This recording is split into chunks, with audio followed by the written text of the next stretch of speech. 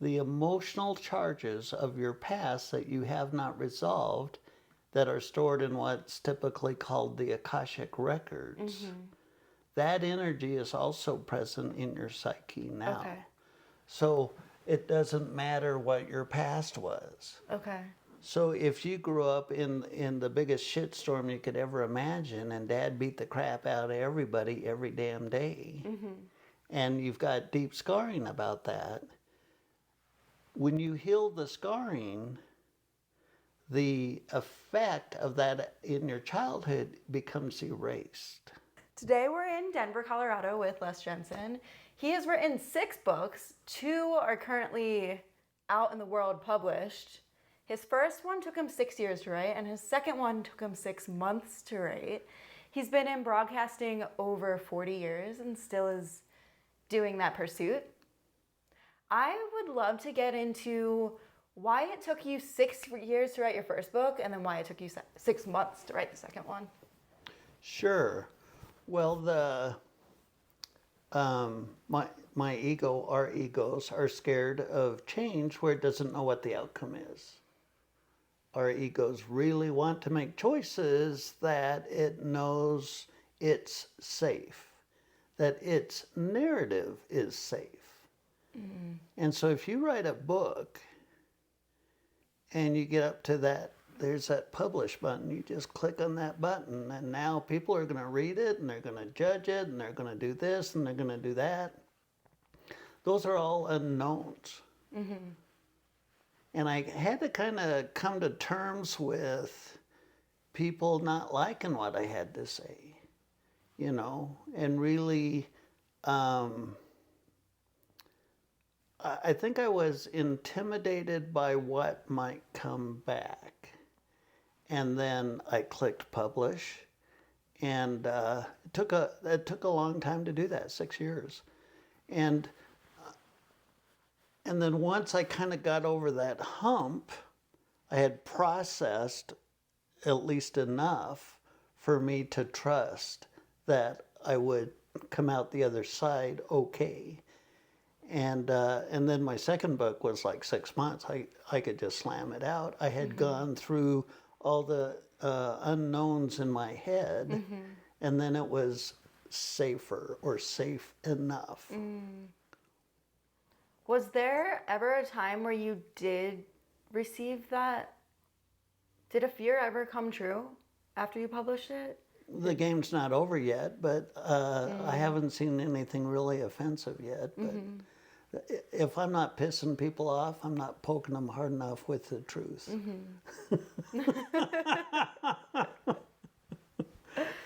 It's been quite a journey for this podcast and my YouTube channel.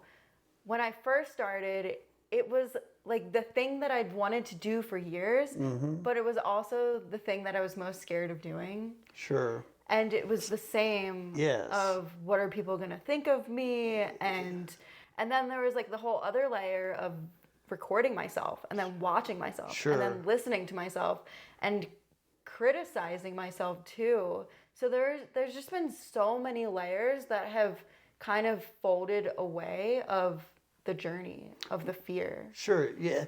You had that impulse, do a podcast. And then you had that resistance of, I'm not so sure about that, right?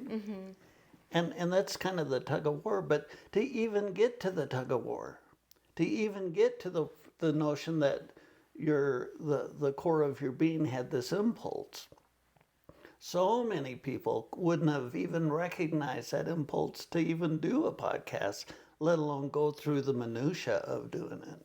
Yes, and sometimes it's hard for me to recognize that because I just want to keep going and look forward, and I'm like, I still have so much to go and so much to do.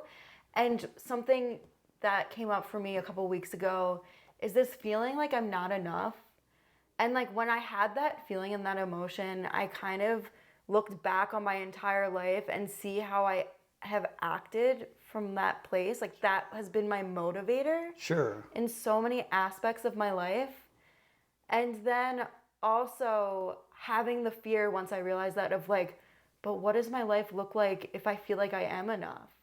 And then like, am I gonna accomplish all the things? Is it If I feel like I'm possible? enough? Is it even possible to accomplish them all?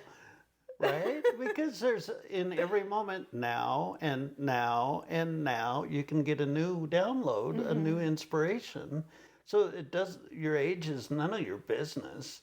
That you have this infinite field of potential. We just crossed our 13th year with the New Human Living podcast, and PhDs, Nobel laureates, shaman, light workers, and it's such a kick. It's such a kick. You don't have to compare yourself to your guests ever, because you are who you are, and they can't be you. And from your perspective is unique, and when you're authentic to your perspective, nobody can touch that except you. That authenticity only resonates with you. Yes, that makes so much sense. And then that reminds me of, I was listening to another podcast with you, and you mentioned, well, actually the host mentioned authenticity, and you said it was a slippery slope because there's authenticity to the soul and there's also authenticity to the ego. Sure. And so I kind of question, like maybe I just like think too much and I go too deep into it, and then it's like, whoa, we don't need to think so much. Life in the fast brain. But that critical thinking is not a bad thing.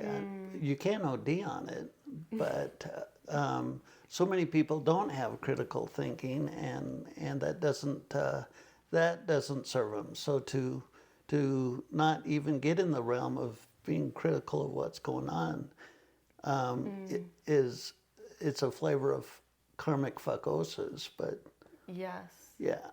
And with this topic, what I wanted to kind of go into is how with my channel, my YouTube channel, and all of my social media accounts, how it feels like an authentic expression of my soul, but then there also feels like moments of the authenticity of my ego too. Sure. That it's like a combination. Sure. Well, like from my perspective, your ego can think it's being authentic to yourself. Say, for example, a kid got the crap beat out of him all the time, and now he's grown up, and now he's a cop, and he's packing a pistol, and it's like, come on, try to kick my ass. I'll kick your ass. And into the ego, it's this.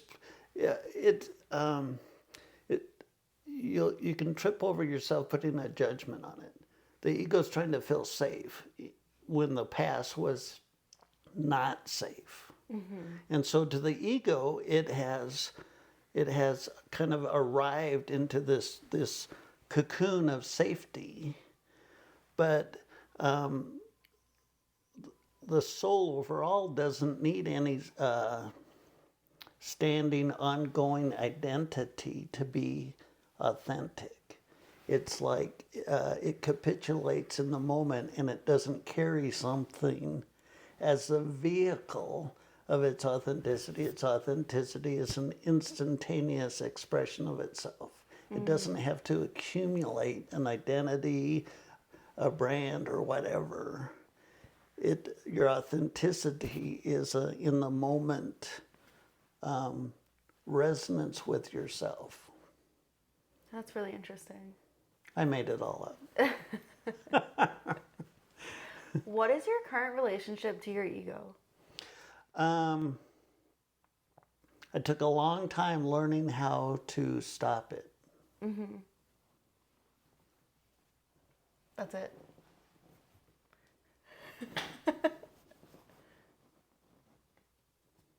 Like right now.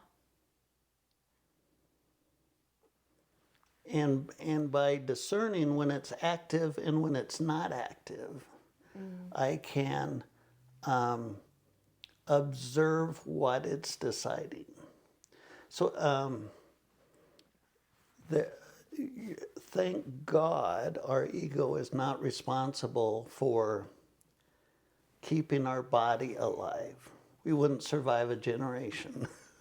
Our egos are not. If our egos had to regulate our heartbeat and our metabolism, it wouldn't come out too well. our egos in general tend to prefer a sense of self, but our soul, the inspiration of our soul, I see it as like this internal sun, the God consciousness at our core, and it's coming out of non-local space.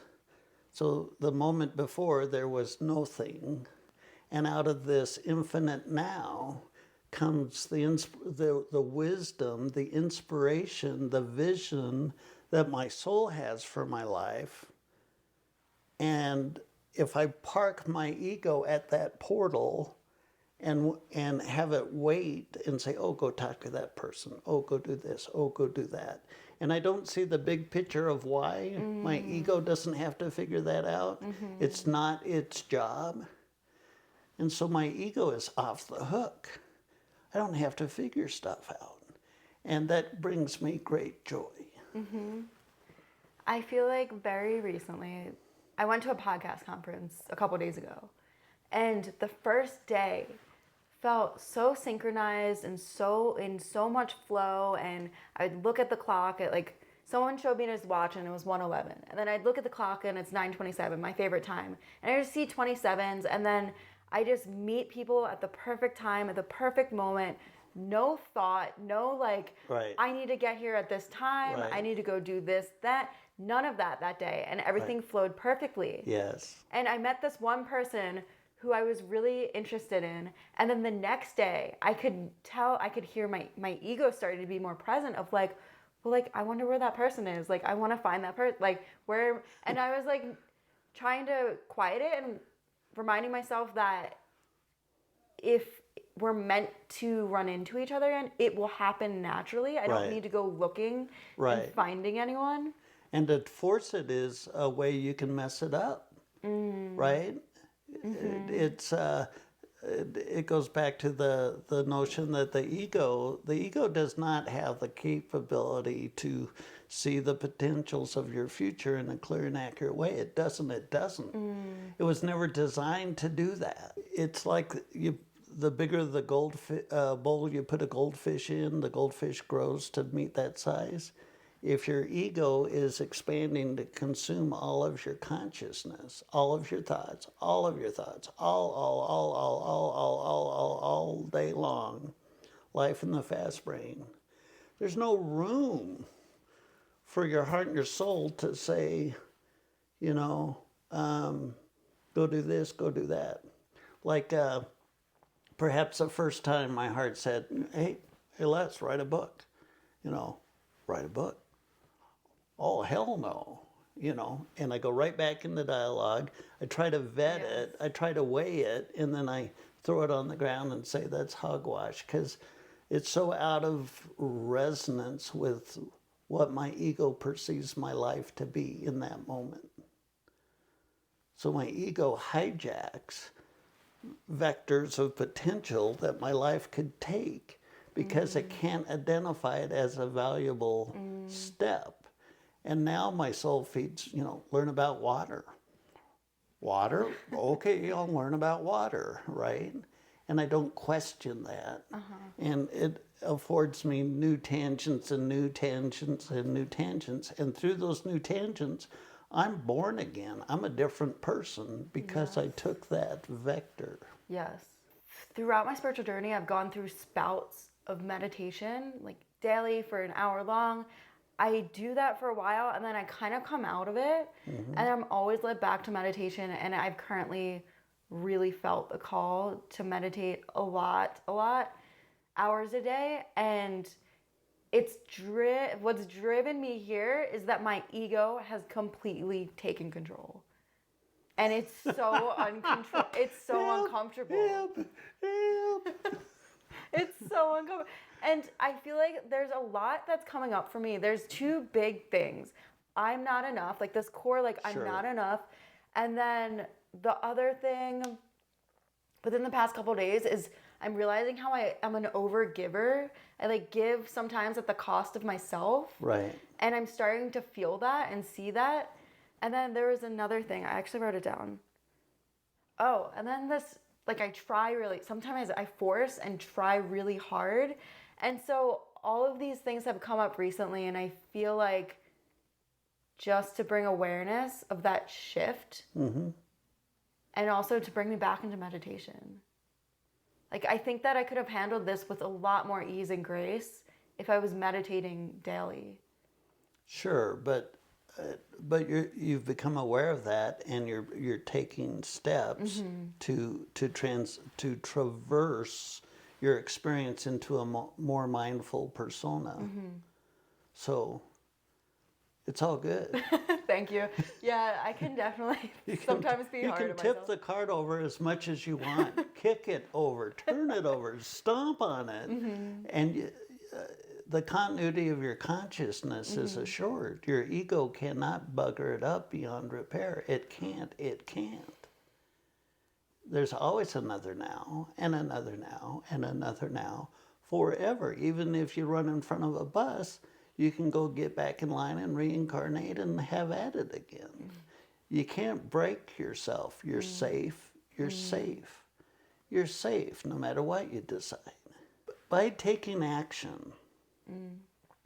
Okay, so say before the podcast, I haven't had a podcast yet, but I feel like I should have a podcast. I feel like I should have a podcast.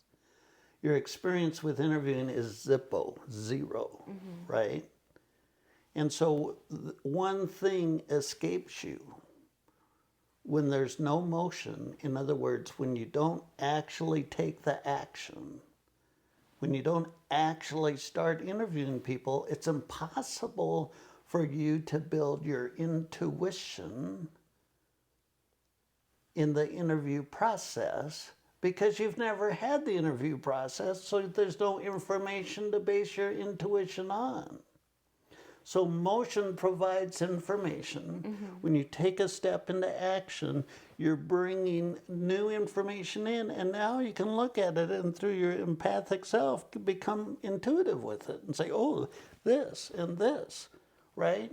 But had you not taken that step, you wouldn't have been able to hone your intuition, and you would have stayed in the stasis or the stagnant ability to evolve your intuitive self. Wow. Yes, that makes so much sense. Damn it. I promised myself I'm not going to make sense till later, but I guess it's too late. And I feel like that also comes with a lot of compassion of just living life and Of yourself. Yes, compassion for me in my life, and that it's not about getting anywhere. It's so cliche, not getting anywhere, but just it's like we came here to learn and grow and expand, right? Well, it's bigger than that. Sure, we did that. Yes. But God got us, right? God got us, the big cheese, at least 1 billion prayers over the centuries. God got us, this gravity swamp sucks. There's so much suffering. There's so much pain. Come and save our asses, right? Come and save our asses. 0 times, 0, did a glowing orb come down from the sky and wave the wand and change the slums into palaces. Nope. You are the vehicle of the divine. You are a portal of God Goddess. And when you hone into that divine idea of you, and then you take action on it, you're fulfilling the divine idea of not only yourself, but of the collective. And you can't exhaust that ever. Woohoo! What's something that Chocolate. happened Totally chocolate. in your life? Okay. Really? Chocolate not in your life? Well, go through the question. I might have. What's something that happened in your life that has felt like a miracle that your ego never could have predicted? Sure. I was 13. I was at a lake. I was swimming. I thought I could touch the bottom. I stopped swimming and reached for the bottom, and I sunk like a rock. The last thing I remember was the air out of my lungs going up to the surface, as I sunk down in the lake. And then I blacked out. I should be dead. Because nobody flailing on the top, I was at the bottom and I was passed out. No oxygen. I'm passed out, so there's nothing in me motivated to try anything. And the next thing I remember, I wake up and I'm up on the shore off in the weeds. I'm 13. Oh my hell, where's my ride home? Wait a minute, I should have just died. So no one picked you up and put you... Apparently they did, because here I am. But there was no cop or ambulance. I woke up in the weeds by myself. So something in the divine way dragged my ass out, threw me in the weeds, slapped me around a little bit, and took You're off. not meant to die right now. That's right, yeah. Does that count? Yes, that's powerful. Yeah. I was waiting for you to be like, someone came and rescued me, but Nobody. But no. And 20 years later, I'm on a shrink's couch going, how come my folks didn't care if I died that day? And he's like, you don't act like it's a big deal. And that day we connected with it, and I coughed up a lot of water. Oh. And so my subconscious, my akashic records, had an energetic charge that had not been consciously processed of that event. And it stayed in my psyche for 20 years. Wow. Do you think your psyche is pretty clean now? I don't ever think that until I glow in the flippin' dark. Well, I've been scrubbing my psyche for 25 years, every day, all the time. Okay. And I did a lot today on it. I found all kinds of stuff in my psyche. Are you okay with sharing one thing? Just one. Just one. I know I brought, how many did you need? I only brought one. Show and tell. Okay, no. I'm haranguing you. I know. All Where's the show and tell? You don't have the... Just the one thing? You've got to... Well, what is it that you would like to know or whatever? So, I'm most curious about sharing transformational experiences to help the listeners. Yes. So, I'm curious about an example of maybe something that you experienced and then how you were able to shift it. Oh, totally. Oh, yeah, absolutely. So, 25 plus years ago, I got cracked open. What does that mean? It means that the moment before I got cracked open, I had no clue whatsoever that I was going to be an author, a podcast host, a free-range philosopher. I had no clue. That wasn't even in my DNA. And actually not far from here, I was in a shrink's office, and I had been on the couch for a couple of years, and the shrink's like, well, Les, why don't we talk about this anger? And I'm like, I don't have anger. This is really pointless. And he's like, come on. And he gets up in my face and he says, no, look, we're in a safe place. You're safe. I'm safe. Come on. And he puts out his hand. Push on my hand. Show me this anger. And in that moment, some magical valve in my psyche went kunk, and this huge amount of energy is rushing out of my persona. Huge amount of energy is rushing out. And I'm like, who the hell are you? And the anger's like, I don't care. Think of me what you will. I, as anger, have no predefined response. I don't have a motive. I don't have an agenda. I am indifferent to how you experience me. Oh? And in my childhood, anger was a very decisive emotion because my father was a World War II vet, and he was a very big man. Mm-hmm. And when he got mad, the whole household wanted to become invisible. So I learned probably in the womb, this anger feeling, everybody goes into a shitstorm when that comes up. Don't be the one to trigger Dad or anyone else. And so that's when I built a mechanism to never allow myself to feel anger. And I got so much anger in me. Wait, what? I wasn't aware that I was anger's bitch. Anger had me by the balls and dragged me through the weeds every single day. And I had no clue anger was running the rodeo. But now anger is so cool. Anger is so cool. Anger is showing you, okay, look, anger's coming up. So you're incongruent with yourself somewhere in your choices, right? And here's a super powerful energy, the anger itself. Take it and use it as a fuel to change the dynamic. Ho, ho, ho, ho, ho. Wow, anger kicks some ass. That's really powerful stuff. What's a healthy way to express anger? Well, let's look at both sides of it. Yeah. So like road rage, right? We're happy, we're driving down the road and some jackass cuts me off and this valve opens and rage comes out of my psyche. Wait, what? What comes out of my psyche? Because I had to accumulate that rage in my psyche to have that experience. So somehow I was not handling anger in a graceful way and I was accumulating it. I can't have that much anger in my psyche unless I suck at processing anger, right? So road rage is an idea of festering anger. You son bitch, you, and it amplifies itself because there's a blame scenario and there's a feeling of being slighted or injustice, right? But anger is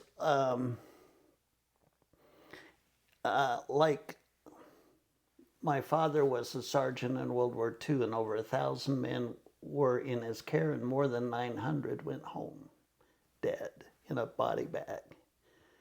So he's a sergeant, he's a year into the war, and he tells the new green beans, get your ass over there and set those tents up now, because we don't know what's going to happen in the next moment, and they're dragging their ass. And their dragging their ass might send more people home in a body bag. But in that instance, my dad can turn on that anger and say, get your, right? And get it done. That's healthy anger. Okay. Right? This should happen now. Or bad consequences are going to happen. And here's the fuel. Anger is really cool. There's some anger will smoke your ass. Don't ever hold on to it. Do you ever believe in... No. Do you ever think about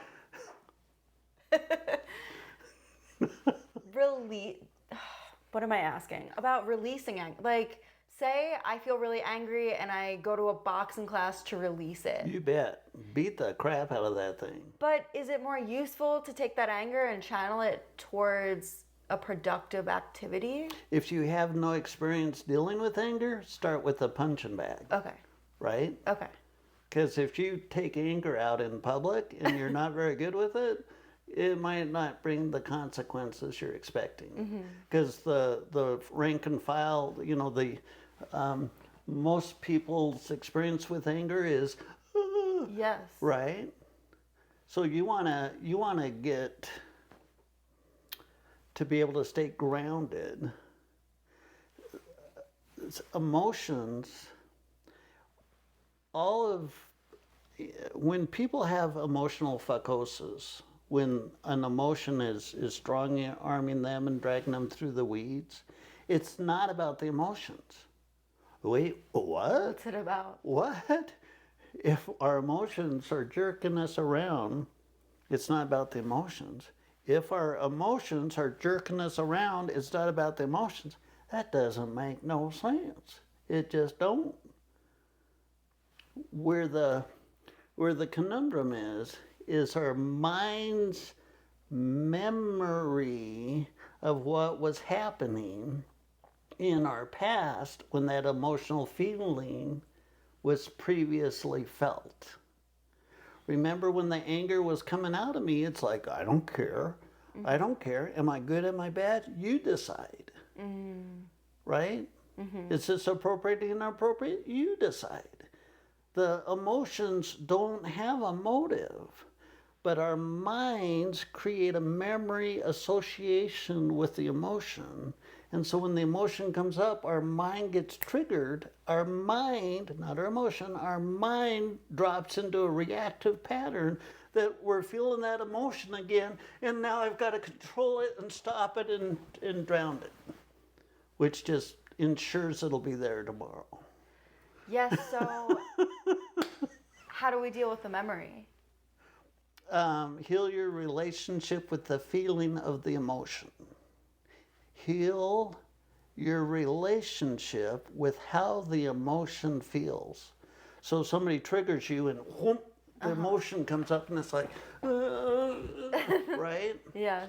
And you want to avoid it, and it's like a couple arguing. Oh, now we're going to argue, and now we're going to, and this whole narrative comes out of our psyche. Mm-hmm. And you feel this angst. It's like, okay, I'm feeling angst because I've not handled this well in the past. I don't like this feeling. I don't like this feeling. Why don't I like it? Because of the pattern of experiences associated with the feeling. And if I'm feeling it again, I might go back into the old conundrum. But when I stay in the feeling and just let it get out of me, get out, and I don't judge it, and I just feel it, and I'm dissipating it out of my psyche, just like that day when the valve opened in me and it left my psyche. So in the moment when you feel it, stop any kind of a reactive pattern and just feel it. And then you can reprogram your mind's relationship with the feeling. Oh, this is the stuff that's tanking me about my relationship. Oh, this feeling is what's tanking me about my relation. Let's get rid of it. Mm-hmm. And now it's, wow, I hit pay dirt. Here I'm finding the stuff in my psyche I haven't resolved, and I have an opportunity to release it. Woohoo! I've just reprogrammed my mind's relationship with a feeling of that particular emotion.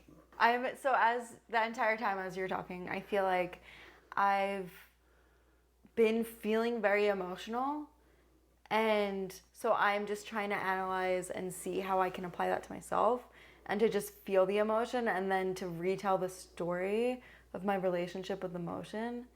And then I don't even think I should go here, but then I can hear the mind. Go there. Just go there. Then it's so fascinating to notice how my mind, like, say I had a very vulnerable experience with someone else. Sure. And then I could tell that that person feels right. And then I can see how I want to be right. And we're kind of just like in our own rightness. Uh-huh. And like we don't want to be wrong and we don't feel wrong. And then how that like just keeps me more in this energy of vulnerability and feeling scared and weak and just not reciprocated the way that I want to be reciprocated. Sure, but whether so you can pray or whatever, say, I want to have a more healthy relationship with love, right? Mm. Right. I want to have a more harmonious relationship with love, and so you pray that prayer, and then everything that's incongruent with your ability to do that comes out of your psyche. Okay. So you might be attracted to a class A jerk, a son of a bitch. Uh-huh. Perfect. There's your karmic teacher to teach you, because they're going to push buttons and bring up all this feeling. Yes. Right? Yeah. Now, wait a minute. Where's that bringing up out of? Your psyche. Yes. And you've prayed to be more congruent. How can you be congruent when you get all this junk in the trunk, right? I have prayed for a lot. So that scallywag is actually the answer to your prayer. Wow. So don't run away from that teacher to go find another teacher, right? the more you avoid the lesson, the bigger the lesson gets because you're not processing the energy behind the emotional dynamic of the experience. I'm making all this up. Hopefully it makes sense. Aren't we all making everything up always, all the time, in every way? Right. Everything. We're all figuring it out. Is it making sense? It is, yes. Damn. Yes. And the reason that I try to share and be vulnerable on my podcast is because I intend to help other people feel empowered as well and to like use that for their benefit. And those will be your most powerful episodes. And I really want to actually go deeper into what came up for me. I think it was about two days ago. I felt like I was giving to this one person in particular, and I like gave this and I gave that and I gave this, and then that person wasn't, I just didn't feel like they were giving in return. And so I felt that, and usually when I feel something, I'm like, no, I shouldn't tell them. I'm just gonna like deal with it on my own and just let it go. But something in me was like, Lonnie, you need to start telling people how you feel more and be more vulnerable. And so I did tell her, and then the response was like, it was an okay response. It just, I think what it brought up was just this feeling of me giving a lot to other people and then not being received. So then ultimately I feel that I'm an overgiver and I'm giving too much, and I don't know. So how have you been at receiving for yourself over your life path? You don't have to answer that verbally, but in the dynamic of you growing up, has there been a bigger narrative going on in the household, and that your needs aren't anywhere near the intensity of what's going on, so it's best for you to just be calm and still and quiet and not ask for anything, right? Yeah, exactly. Right. So you've never been in a position when the day you were born, you didn't have an ego. You didn't. And your family dynamic, the family dynamic is a very, very powerful thing to look at, because that is where your ego was literally created. It's where your ego was programmed. So in that dynamic, what you want isn't even on the table. And so you're going to attract people to you that's going to push that button until you figure it out for yourself. And so be grateful that the incongruency within yourself of not being able to receive is brought to light more and more and more. But if I give to this person, the universe can repay me, but it doesn't have to be through that person. I can give. When I give, it's letting a butterfly go. I don't expect anything back. Yeah. Now in a personal, intimate relationship, it can have a different dynamic if your needs aren't met. But in general, when you give something, have no expectation, and then when you receive, have no expectation of where it's going to come from. And that affords a much bigger arena of how the universe can give to you, and you can learn to receive. But just because I gave in this vector doesn't mean it's going to come back in this vector. And I understand that. I hope I didn't just sound... I get that, but like I also feel like in those moments that I was giving to this person, like I genuinely, I don't think I ever expected anything in return, and I never asked for anything in return. But then it was just that one moment where I was just like, this just doesn't feel right anymore. And maybe it was like that, it was that moment, that time for me to re-see and like re-look at. And maybe even I was, in hindsight, expecting something in return. And then I question, like, that this could also just be a relationship that I just don't want to continue giving to. I think there's many layers, right, to one thing. I don't think it's our responsibility to decide anything about what other people do or behave. It's their choice 100% of the time. And for us to go into their narrative and say, well, this should be this way and this should be that way, we're impeding on their sovereignty. But wait a minute, if they're not reciprocating my giving, there seems to be a polarity or a charge behind that, and that doesn't feel good to me. Right? Okay, yes. Right? Yes. But whether or not they change or not is none of your business. Yeah, exactly. But so that also doesn't mean I have to stay in the relationship. Damn right you don't have to stay in that. Until you give yourself the permission. So you might have attracted them to you because of incongruencies in how you see yourself. And here comes the karmic teacher that you've attracted, and they ping you and slap you upside the head, and you're like, this doesn't feel good. Yeah. Right? And so you elevate your consciousness, you heal and forgive and have compassion for yourself, and your energy raises in vibration. You're not a match for them anymore. Okay. And it's not like the nanosecond they seem incongruent, you sweep them out of your, you know what I mean? There's a period of time that these things evolve in. In other words, if you're in a important relationship with your beloved, the moment they make a mistake, you don't kick them out the door. Oftentimes, especially in a relationship, people who are broken in the same way attract each other, and it's through the back and forth that they can evolve as a couple, as they both learn to not blame the other person for anything that comes out of your psyche. Anything that comes out of your psyche is you are the source of, right? So if, like, young couples ready to get married, they're engaged. Oh, they make me so happy. If you're in charge of their happiness, you're screwed.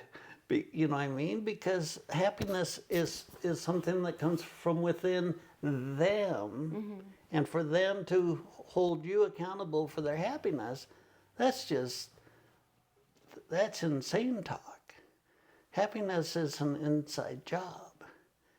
And so if somebody, when somebody says, well, they make me happy, like, oh, when I'm around them, I'm happy, and so they are the keeper of my happiness. Good luck with that, because you can't sustain that over time. It'll eventually collapse, and if you blame them, and now that dynamic is totally messed up. Does that make sense? That all makes a lot of sense. We already talked about authenticity from your soul versus your ego, right? Sure. Yeah, we did. Is there anything you want to ask me? What's the best dream you can have for your future? What's the best dream? I dream of starting an apparel line, and I have that in the process. And having my own podcast studio.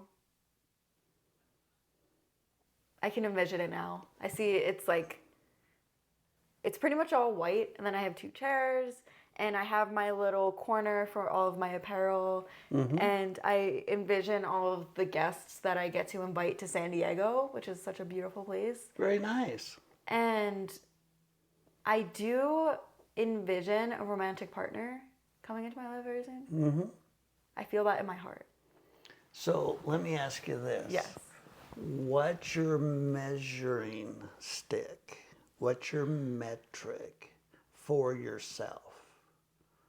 So I don't want to put words in your mouth, but if you were to honor your potential, if you were to trust your heart and allow your heart to expand and open and be a passionate element in your life, and teach your ego not to shit its pants when your heart gets passionate, how could you discern that you've been operating in that realm? What would the signs be? Well, immediately I think about meditating more to slow down the mind and be more present and aware. Well, that might be how to get there, but Okay. we're looking for a measuring stick, not to quantify a right or wrong by any means. This isn't a sense of righteousness or anything like that, but if you were to be operating from a passionate heart, trusting your soul, taking action, bringing in that flow, becoming intuitive, what would the signs be? What would you notice in your life to say, hey, I'm on track? Ease and flow Sure. and connection and gratitude. Sure. Maybe a sense of fulfillment. 'Cause if your heart and your soul give you a step, write a book, and then you write the book, your heart and your soul are satisfied. But if you stay up in Busyville, in busy land, and you don't ever take action, that you won't feel that satisfaction, that sense of fulfillment. Okay. So Right. follow the fulfillment. Well, when you take action on the inspiration of your heart and your soul, you will be in the fulfillment process. Okay. I don't have to write the whole damn book to feel great about the book. If I write today, if I sit down and add to the book today, I can feel fulfilled today because I honored the intention of my heart and my soul for the manifestation of my persona. So your sovereignty, your dominion is a really important thing for that. Because your soul's a nonlinear consciousness, and it'll feed you ideas that don't make sense to your ego or any of the egos that know you. And if you become self-conscious about that and start discerning based on that, then you're tethering your soul's ability. So to give yourself sovereignty and dominion is to say, whatever the hell my impulse is, from my heart and my soul, it doesn't have to be vetted or understood by anyone at all. And now you're giving your heart and your soul a much more untethered, much vaster potential of what you can manifest now and now and now. And with that wider context of what your life might become, you have a much greater probability of fulfilling your life path at the scale and vision your soul had in mind for this incarnation. What I just heard you say is to follow my heart day by day, moment by moment, without expectation. There you go. Without thought, without analyzing, just let it be. Doesn't that sound like freedom? And I know that I'm doing it right because I feel fulfilled. Doesn't that sound like freedom? It sounds easy. Woo! Pull It out does the sound like six-shooters. freedom. It also sounds like, oh my gosh, I don't have to think about my past. I don't have to think about yesterday. I don't have to think about my childhood. I don't need to think about my future. I get to just be in this moment. If you hone into the moment-to-moment inspiration of your heart and your soul, your cadence towards your potential will accelerate to an uncommon speed, because most people are totally disconnected from their heart and their soul. But your past, the emotional charges of your past that you have not resolved, that are stored in what's typically called the akashic records, that energy is also present in your psyche now. Okay. So it doesn't matter what your past was. Okay. So if you grew up in the biggest shitstorm you could ever imagine, and Dad beat the crap out of everybody every damn day, and you've got deep scarring about that, when you heal the scarring, the effect of that in your childhood becomes erased. Right? So remember when you were 2 years old and you were in the circus in Australia and your job was to water the baby goats? No. Right. Because you have no emotional connection to that. but you do have a life path that you do have an emotional connection to. When you heal that, it becomes as inert as you growing up in Australia feeding the goats. Wait, what? Whoa. And I have a question about healing. What is healing? Is it bringing unconditional love into a place that was once darkness, that was once seen as dark? You can think of it that way, sure. Okay. Darkness, you might call it karma or dark karma or whatever, Okay. is consciousness from your past that you have not resolved in the moment. So like a kid goes off to war. He's 18, here's a gun, ready, set, go, you better start killing people, right? And so the horror of that, my father went through that in the Pacific campaign.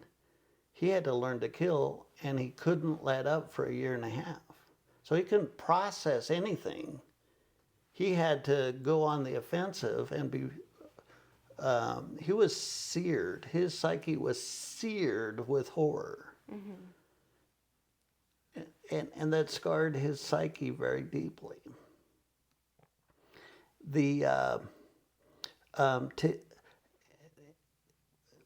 When you drop into shock and you don't feel anything, 100% of what you would have felt gets pushed into your subconscious. Okay. Right? So the vet comes home and he's so loaded up with crap he hasn't felt because he's been numb. He's been in a state of shock for 1.5 years while this horrible carnage is going on. That's the polarity. There's a standing difference of potential in your consciousness that's stored in your subconscious. So that's the dis-ease. To heal that, you can think of the unresolved energy in your subconscious that you could call your akashic records as a fuel. Because had he felt what he was going through, there'd been a whole shit ton of emotions that would have been so overwhelming he wouldn't be able to fight and he would have died. That intensity was still in his psyche. So if you look at that as fuel and then you take your real-time now consciousness and say, okay, I'm willing to feel that, and you take your consciousness and you go connect with it, it's like, and now you're discharging, just like when I was on the couch, I'm discharging out of my psyche all the anger I'd never allowed myself to feel. So healing is when you go into your psyche and feel stagnant standing waves of energy that has an emotional charge to it, and you take your real-time now conscious to it and give it the opportunity to express itself, and now it dissipates and your personal consciousness goes up and up and up. So if you're loaded way up like a vet coming back from war, you can go to heal yourself and make a very small impact because the totality of your consciousness has been saturated with pain. But as you heal yourself, now when you go into your consciousness, you can hit big pockets of pain and discharge it in an afternoon. Now, it would have taken you 6 months when you got off the plane coming back from the war. So it's a logarithmic improvement in your ability to heal yourself, right? The more you heal yourself, the more you can heal yourself. And so it becomes easier and faster. Just like slowing the ego down, just like meditating, just like anything you practice, right? Healing your relationships with your feelings, quieting your mind so you can listen to the divine spark, that inner knowingness, and then know what you enjoy, know what you prefer. The ego comes in, when you open the menu and it's like, ooh, that looks really good. That's a great use of the ego, right? Yes. Because you're choosing something you're going to really enjoy. Yes. Ding, ding, ding, ding. Yes. Amazing. Thank you so much. And my last question is, if you could send one message to every person in this world, what would that message be? Do not be afraid. Thank you. You can't break it. What a powerful lesson. And how can everyone reach you and find you? I created newhumanliving.com and the New Human Living podcast like 13 years ago. So newhumanliving.com, there's hundreds and hundreds of free spiritual podcasts there now today. And if you want to learn more about me and my journey, lesjensen.com. Awesome. Thank you so much. Thank you.